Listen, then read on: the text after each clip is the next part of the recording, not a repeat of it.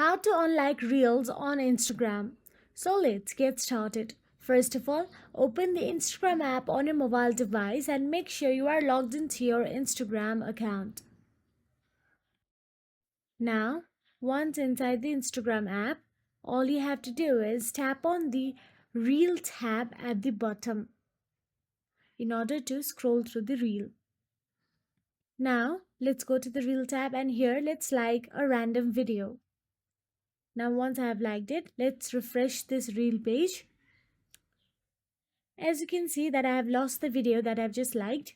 Now simply tap on the profile picture of yours at the bottom right corner of your screen and navigate to your profile section. Here tap on the three dashboard at the top right corner of your screen and navigate to the settings and privacy of Instagram. Once inside the settings and privacy, scroll down and tap on the Your Activity option available there. Once you tap on the Your Activity, tap on the Likes option available there. Once you tap on the likes, you will get to see all the video you have liked in Instagram. Tap on the Recent, then unlike it.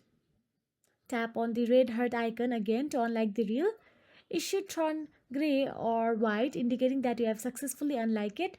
Now refresh this page, go back and tap on the like again.